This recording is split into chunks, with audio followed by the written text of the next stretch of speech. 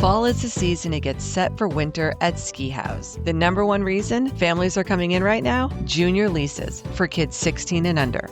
Skip the stress of buying new gear every year. Ski House makes it easy and affordable to outfit your kids with skis, boots, and boards, sized just right for the season. While you're there, it's also the perfect time to book a custom boot fitting because comfort on the slopes starts with your boots. And don't forget a DIN safety check to be sure your bindings are dialed in for a safe, fun season ahead. Get your gear, your fit, and your peace of mind all before the snow flies. Visit Ski House this fall and make winter easy. They've got locations in Salem, Woburn, and Framingham. And you can head to skihouse.com, that's SKIHAUS.com, to check store hours and directions.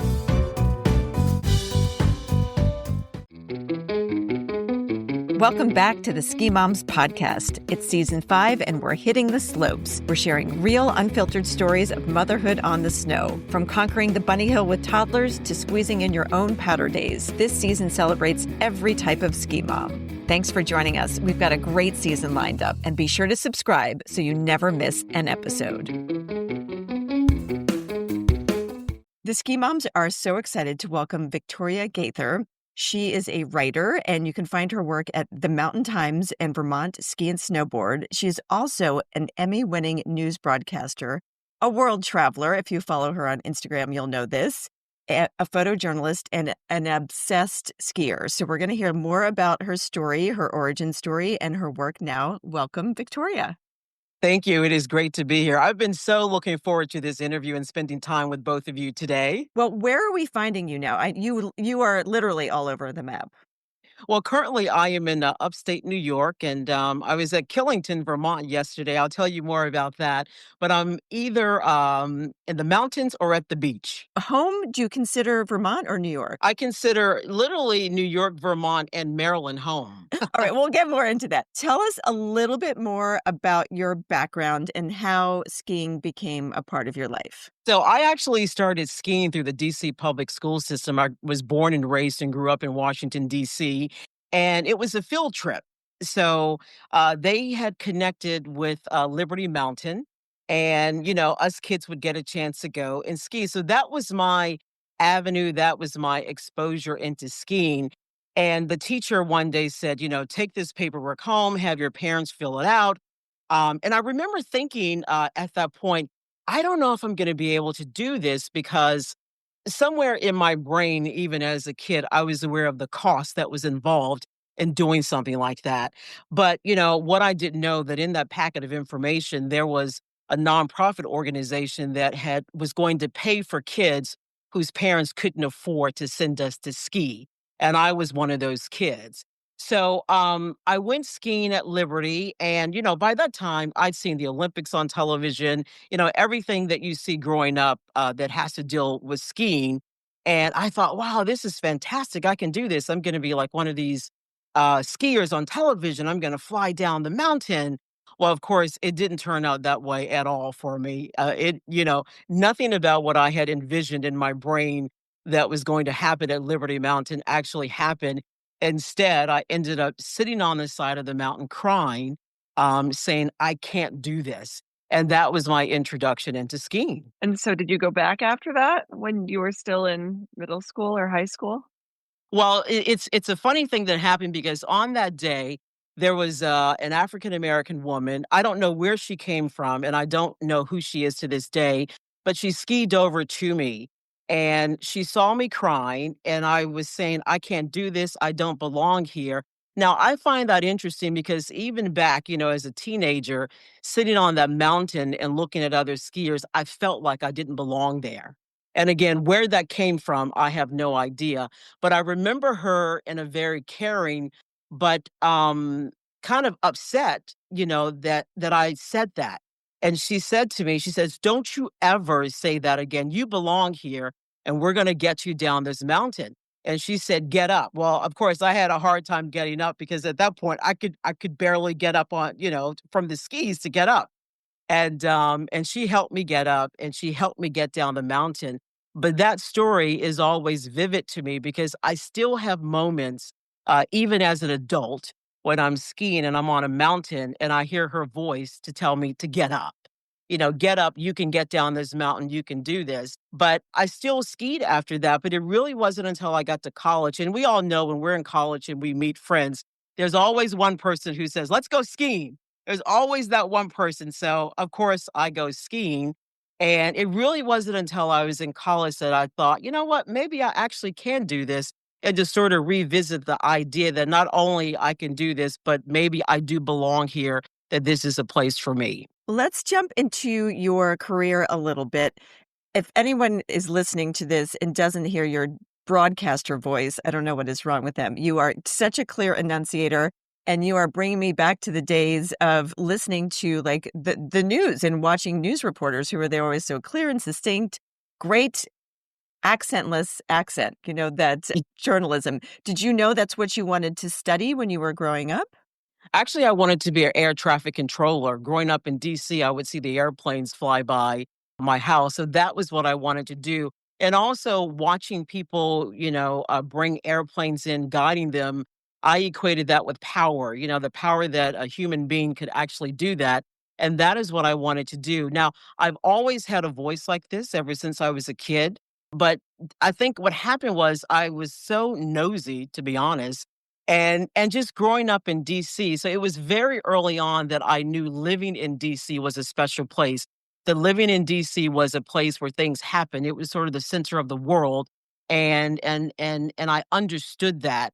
And one day I was in class. I don't really remember when, but a teacher of mine said, "Hey, you have a really nice voice. Maybe you should think about radio." And I thought, well, that's a bit strange. I've never really been interested in radio, but it was her planting that seed, in my brain, that I thought maybe I can do something like this. So I really attribute it to that and just being nosy. And my grandmother tells me, by the way, that I was always interested in watching the news. Instead of watching cartoons, I would watch the news and I could tell you every single thing that happened on the news.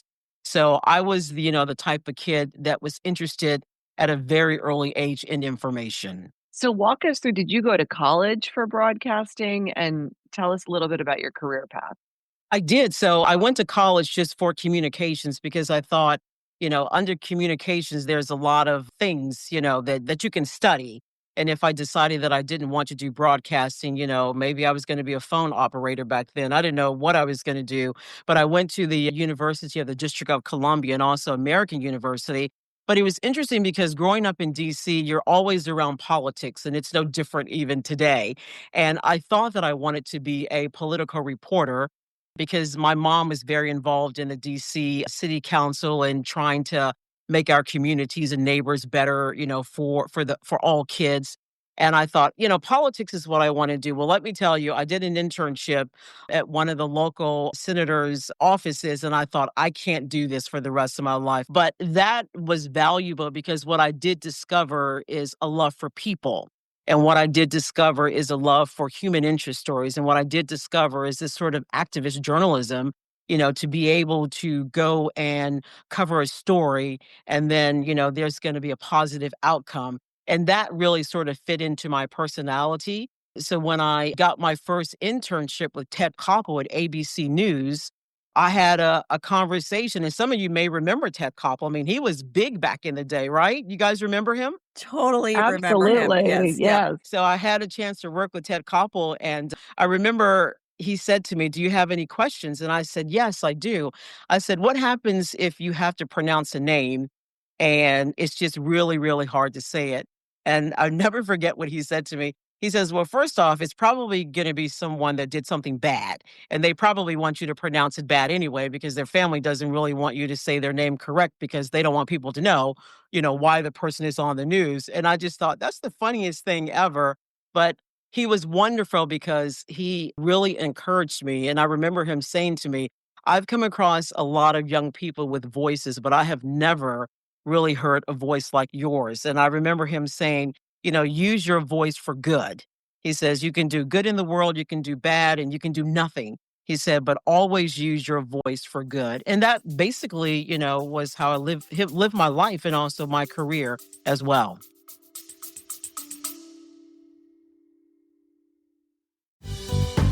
This fall, make Ulster County your weekend escape. Just 90 minutes from New York City, Ulster bursts into colors with fiery reds, glowing oranges, and golden yellows.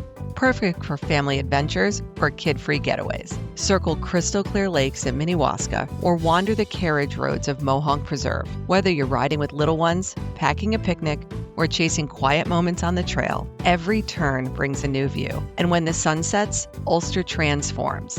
Don't miss the legendary Headless Horseman hayrides and haunted attractions in Ulster Park. And after your ride, explore festivals, farm-to-table dining, cozy inns, and the Hudson Valley's best craft beverages. This season, don't just see fall, experience it. Plan your Ulster County adventure at visitulstercountyny.com.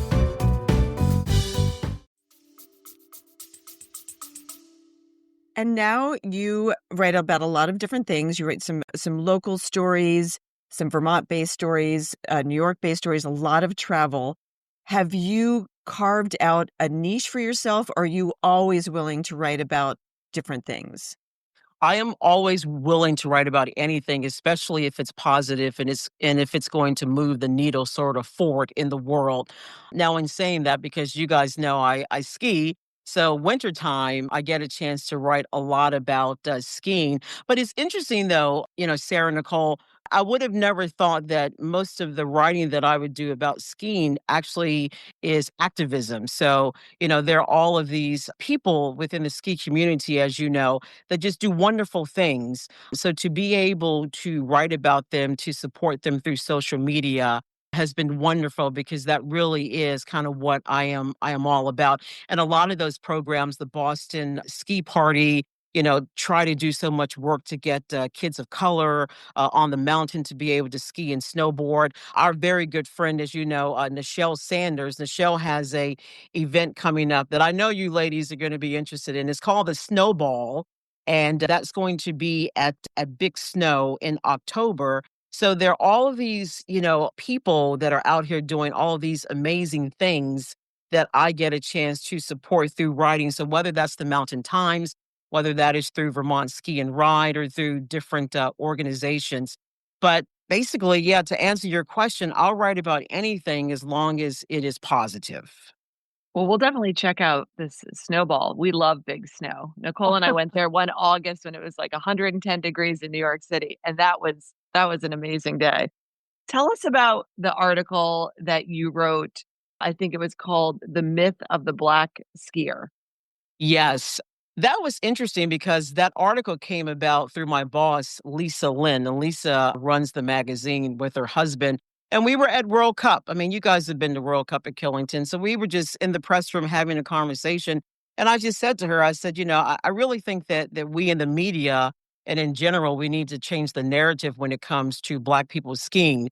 And so Lisa, by that time, had been wanting me to write an essay, but we really couldn't figure out what it was going to be about. So she says, "Well, why don't you write about that?" And so I did.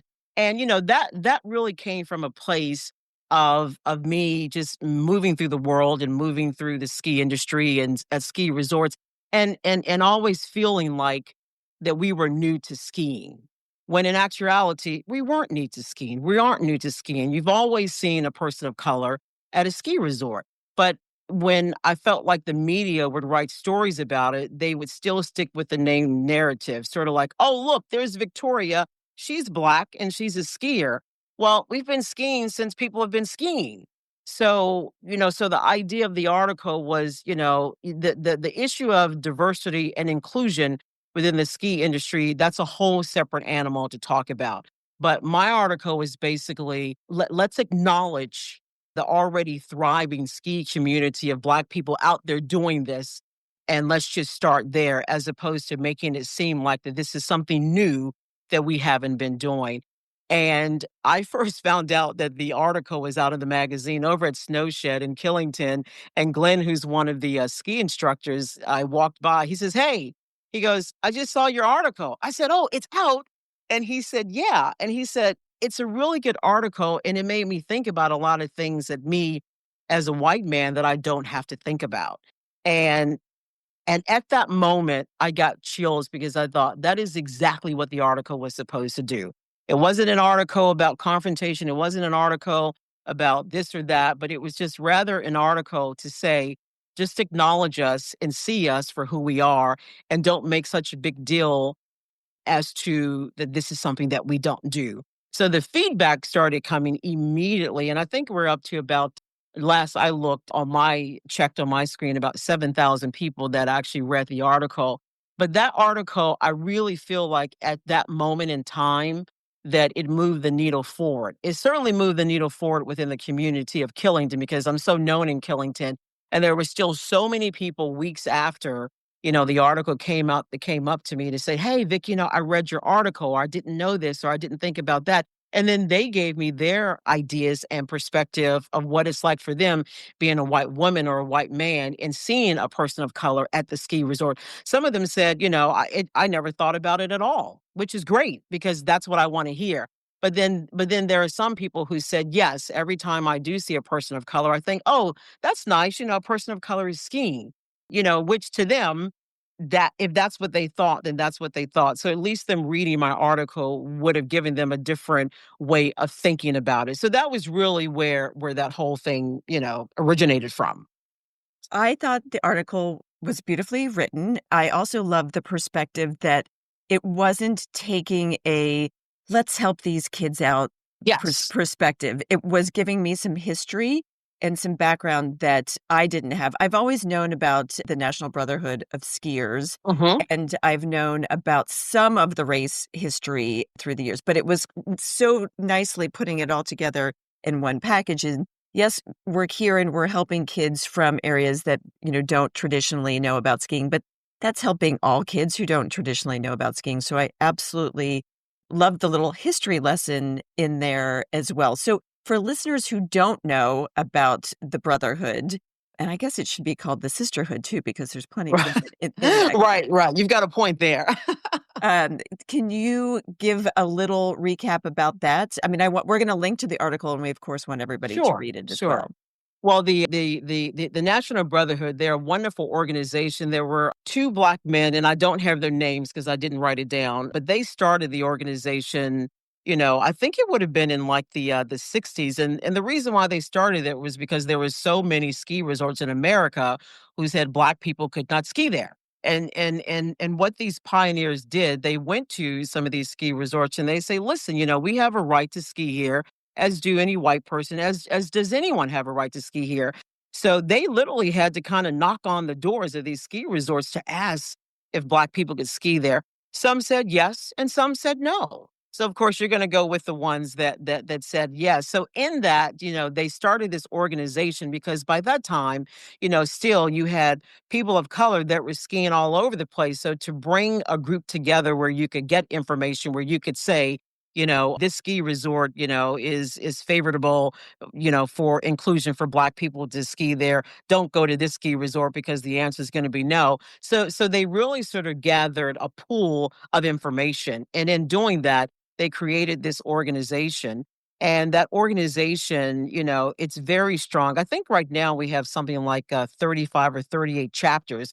And within those chapters, these are chapters sprinkled all over across America. I just got a invite from the Telluride Rocky Mountain Group. They're already having their first event December the 10th and 14th, which is exciting because that means snow is coming right when you start getting all of this in your inbox.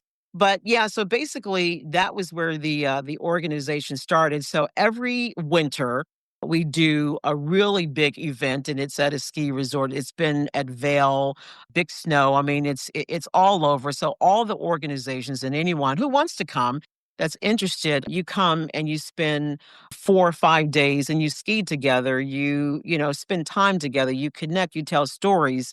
And it's absolutely wonderful. They've been featured on NBC News, every single major news outlet, whether it's here in America or international.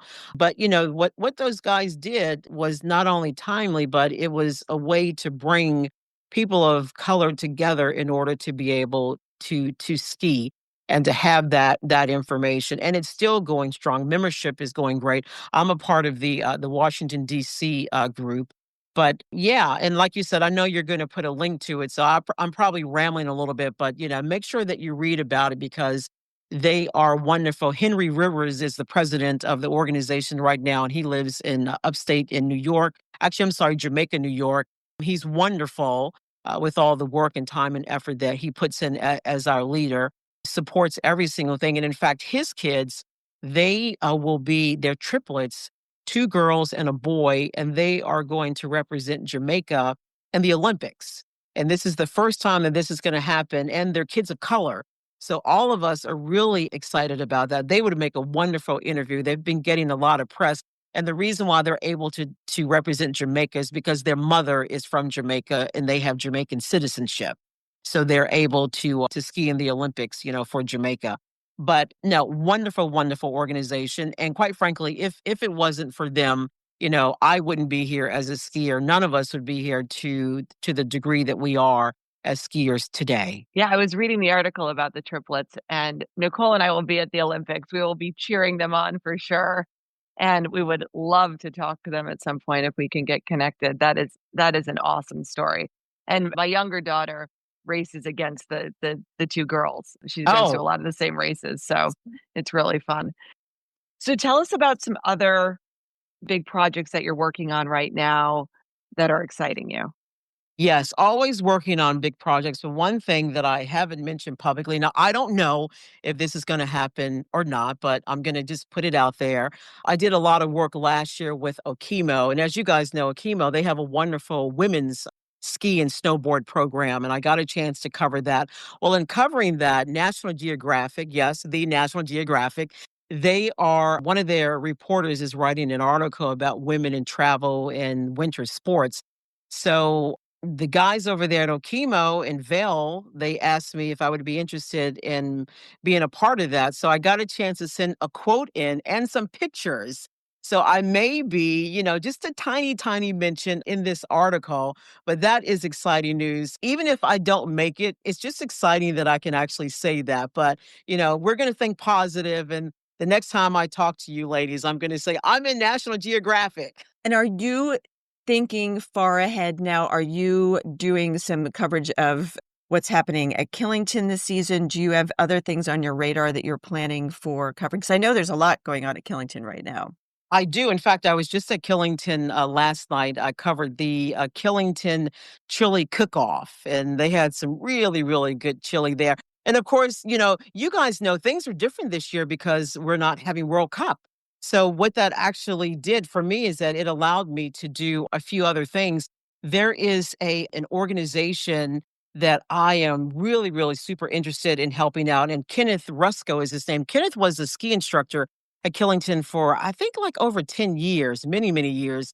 And now he's put together a program called Experience, Confidence, and Opportunity. And it's a program that really helps transform lives of young men. So he is going to be bringing some of these young men to Killington in the wintertime. It will be their first time on skis and on snowboarding for many of them. And these are young men who have had, difficult things happen in the past and are at risk. So I'm going to be helping him sort of write about that and help him get the word out about that. And I think that's what I talked about when we were discussing the stories that I write. This is perfect for me because this is somebody who's in the ski industry. He's using skiing to give back. He's using skiing to teach and build confidence in other young men so that they can, carry them throughout their lives. It's a Killington story, so that's a win-win for me. And of course, like I said, Nichelle, she's working on that, the snowball socializing drinks. That's on October the 24th at Big Snow. And actually the proceeds for that will benefit Share Winter Foundation. And we all know Share Winter Foundation. They just do a wonderful job of helping, all different organizations to get kids on ski and snow. They're fantastic. We want to talk to you, Victoria, about what skiing gives you, not just as story inspiration, but what it gives you personally. You were a little bit later in life learner, as am I.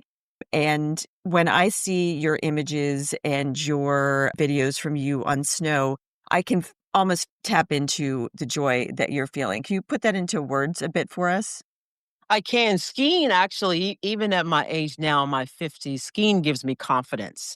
It still gives me confidence because every single mountain, every single trail, it's completely different. Sometimes you have a lot of snow, sometimes it's icy. Nothing is ever consistent when it comes to skiing to me. And in that, I really find strength because I can look at a mountain, I can look at a trail, and I can say, "Oh my goodness, there's no way I can't do that." It's impossible. I can't do that. But what I've learned is that I do know if I make one turn, then I can stop. If I make another turn, so I do know that turns are gonna get me down that mountain, and I guess if I had to sort of equate that to my life and what it gives me, it's those turns, right, that I go back and forth in my life that allow me to get through life. Because, sometimes I'm sorry, I still feel like I'm the girl sitting on the side of that mountain, and I still feel like I can't do it. But I do know that at the end of the day, if I just turn and if I just take my time, that I can do it. So, even as you can see at my age, it's still a skiing. It is very much a lifelong journey. And I remember I used to think, every winter, this is going to be the winter when I do it. This is going to be the winter. This is my winter.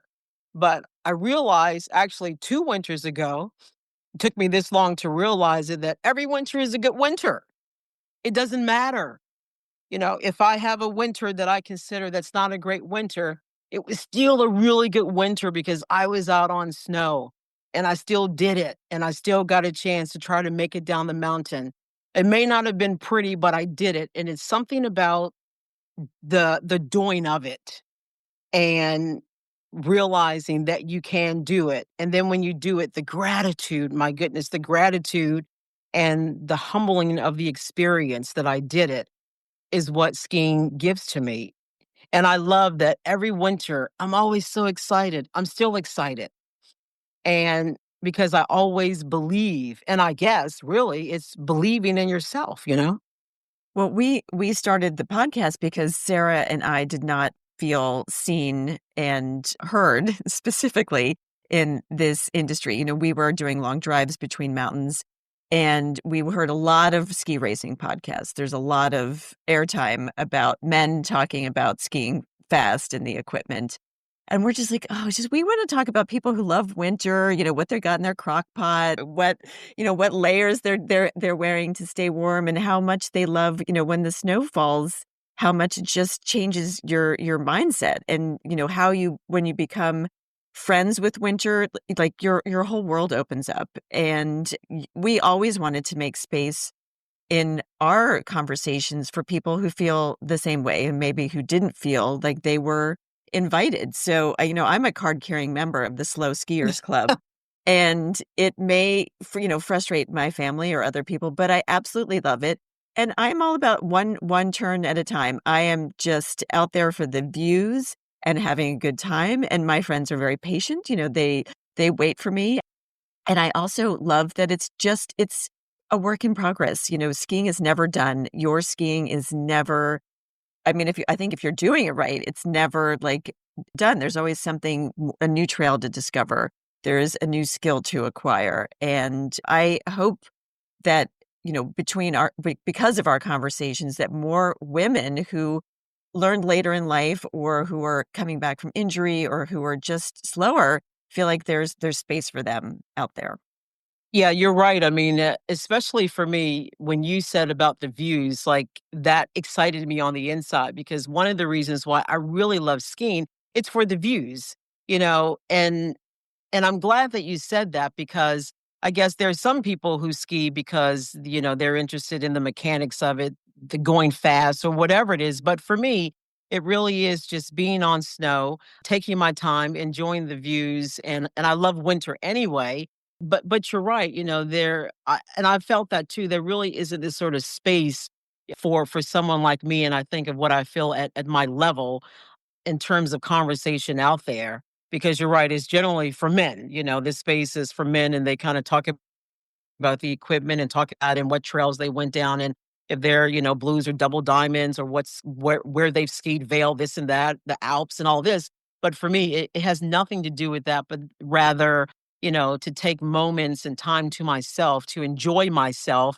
And I get to do it on snow and to make my turns and to be happy that I made that turn. And if I didn't make this turn, then that was okay. And it's interesting because Nichelle and I have this conversation all the time. What makes a skier?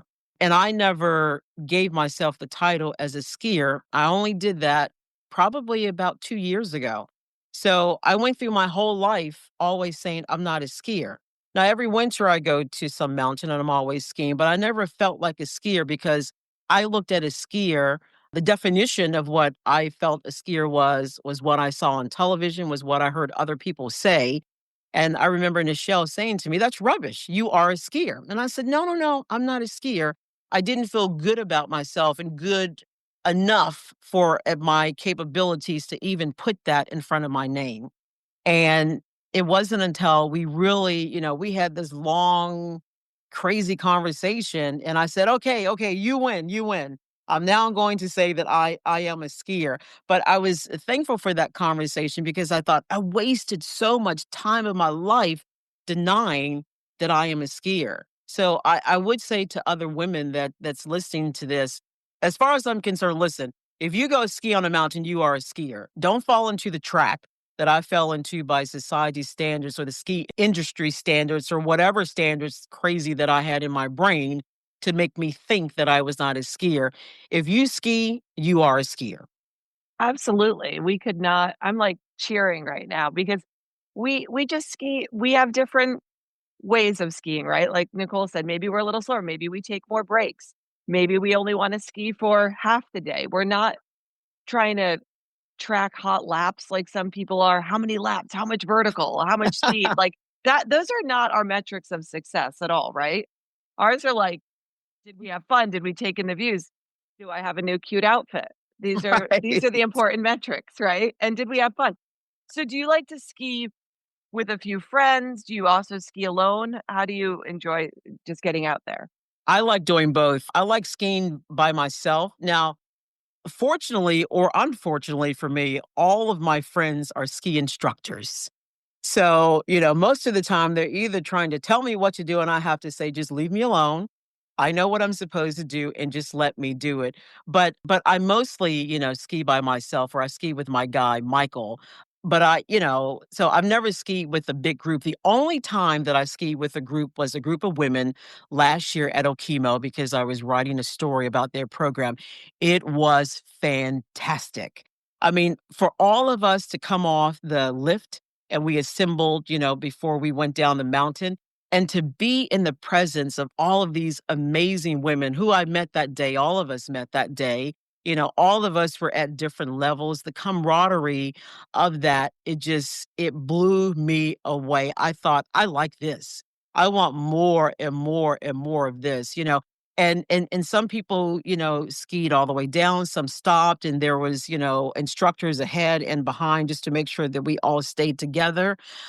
And then the other fun thing about that was that because we were in a group, everyone was looking at us like we were special. We were the women coming down the mountain, and I just thought, like, hear me roar.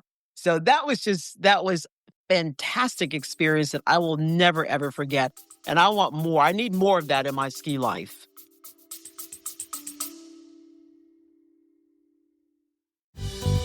Ski season starts early in Boston at Snowbound Expo 2025, November 14th to 16th at the Menino Convention and Exhibition Center. It's the ultimate gathering for skiers and riders. Shop gear and apparel with discounts up to 70% off. Meet top resorts and brands.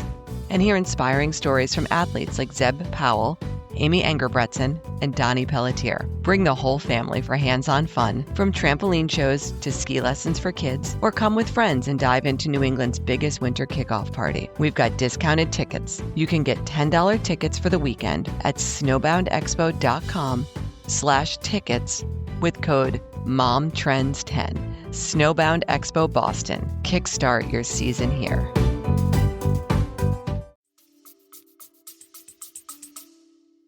One of the most read articles that we put together is our guide to women's camps and clinics, and we do it every year. And every year, thankfully, it's growing. It's an international list, anywhere from a camp you can go to in Chile to Okimo's, Women in Wine that they do, to Sugarbush does ski weeks, and so does Alta. Some of them have instructions, some of them are just meetups, and it is wildly popular, and we love seeing those grow. And that's one of the resources we can certainly share in our notes as well. But because it is powerful to see this group of different abilities, and they're all just having the very best time and living their best lives.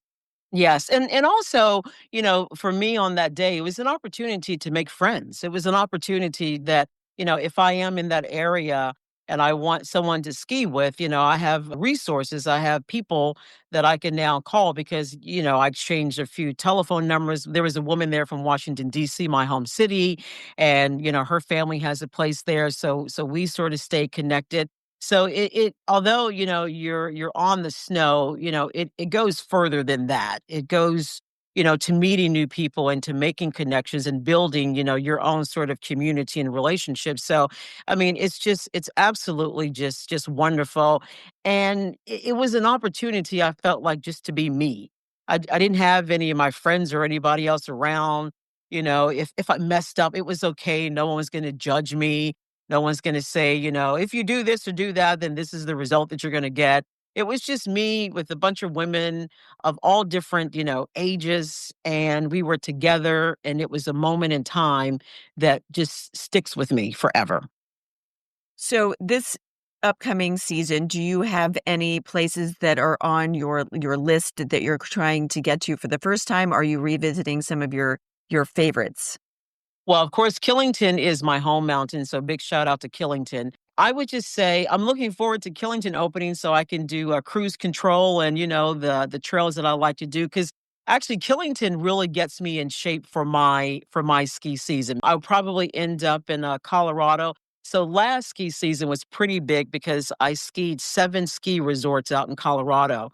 And I did some ski resorts that I didn't think that I was going to do: Copper, Breckenridge, Winter Park, Steamboat, Vail, Beaver Creek. So I did a lot of skiing there, and that was really important and significant for me because I broke my toe.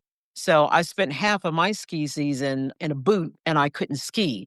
So by the time I got out to Colorado, I hadn't skied in 5 weeks, and I was a bit nervous. I thought, "Oh, I don't know how this is gonna go." Well, let me tell you, it was like riding a bicycle, and I would say it would have been the best skiing that I have done in years, in years. Now, you guys know Colorado, they always get snow. So it was fresh powder pretty much every single day, and I was enjoying all of it.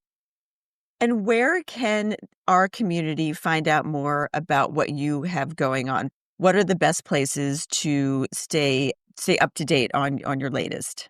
I would say social media, so Instagram and also Facebook. So both of those, although they're personal, they're very much work pages. So you'll see every single thing what I'm working on. Like I put that you guys are going to be interviewing me today on my Instagram, and everyone says, "Can't wait until it's over so you can come back and tell us how it went." So definitely social media because I truly am. I am always working on something. There's not really a day that goes by that either someone is reaching out to me or there's a media advisory or just, any and everything. I'm always working on something. But I am really excited that ski season is coming. I saw a post from Bromley and it said something like, we only have 16 Saturdays until we're on snow. So I thought, oh, this is good. This is good. So, those little things really get you through summer. So tell us, we always love to end with, you've had a wonderful ski day. Let's say Killington, since that's your home mountain. You've had a wonderful ski day with some friends. How do you like to après ski? With rum and coke at the, K1 Lodge. I'm always in the K1 Lodge. That's sort of like my home, and if I'm not in the K1 Lodge, you can find me over in, Snow Shed. I'm always, over there. Yeah, but I thought about you ladies yesterday because I was at the K1 Lodge for the Killington Chili Cook-Off, and I thought, "Yep, this is where I like to hang out." And the lodge for me, it's nice because I like the open space. It's sort of a meetup, and some people that you don't even think that you're going to see, you walk in and there they are, and you're just so happy, to see them. And that space for me feels like home. That's a space where, any and everybody who's going to come through Killington, you're going to kind of, end up there. So it's sort of my friends, so to speak. Yeah, that lodge got a huge upgrade a few years ago. I remember seeing it in maybe the early 2010s. It was looking a little rough around the edges. Millions of skiers looked like they had tromped through there with their boots. And it was, when the mountains decide what to upgrade, it's a big deal for the community as well. And it really shows that, okay, we care about you and we want you to have a great space to be on and off the mountain. And I think Killington has done that. And it's exciting to see the new owners, because Killington's did change hands recently, but the new owners continuing to invest, putting the new lift in. And from what I understand, they're very committed to keeping ski racing and doing the World Cup events there alive and well. Yes, and I cover Killington, and I'm sort of in the know, and I have heard exactly the same thing. I mean, obviously they had to do what they needed to do this year because of Superstar, and if they're going to move the mountain forward as they are, sometimes you've got to not necessarily take a step back, but you have to pause with what you're doing in order to move forward, which is exactly what they've done. But it is funny when I'm there in the summertime to see no snow. It's absolutely beautiful, and all the mountains are beautiful, but there's something special about snow. There's something special about, when you're in the lodge and you're putting your ski boots on and you're sort of fussing over your boots and pulling your ski pants over your boots, and you're getting a little bit hot, so you're anxious to get out, and you're putting your ski clothes on, and someone walks by, and you see them and you say hi, or someone's coming in from skiing, and that feeling because you walk in that same door after you've, been out there skiing. It's something about being on snow and the cold that, for me, that it's good for my soul. Absolutely. Well, we are so grateful for your time today, and we will be following all of your adventures. I hope that there are no broken toes this season. Thank you for sharing your story, and we look forward to following along. Thank you for inviting me today. Hey, Ski Moms, we hope you enjoyed today's episode and got some great tips for your next family ski adventure. If you had as much fun listening as we did making this episode, we'd love for you to hit that subscribe button so you never miss out on our latest episodes. And don't forget to rate and review us. Your feedback helps us bring you more of the content you love and helps other ski moms find our podcast. Plus, we love hearing from you. So whether you're on the slopes or just dreaming of your next snowy getaway, stay connected with us. Follow us on social media, share your favorite episodes with your friends, and let's keep this awesome community growing. Meet your new favorite travel companion, the Weekend Warrior 2.0 ski boot bag from Diamond. This isn't just a ski boot bag. It's an all-in-one travel bag and boot bag, now upgraded in 4 fresh colors: Dune Gold, Twilight Blue, Vermont Green, and Classic Diamond Black. Available in 2 sizes, the Weekend Warrior 2.0 is designed for real ski life. It's water-resistant with a ventilated boot compartment, padded laptop sleeve, and a helmet canopy that clips right on top. TSA approved as a carry-on, and even sized to fit as a personal item. You can breeze through airports without breaking stride. Durable, weatherproof, and smartly organized, it's built for every winter adventure. Ski Mom listeners can get 10% off with code SKIMOMS at checkout. Find your Weekend Warrior at diamantgear.com. That's DIAMANTGEAR.com.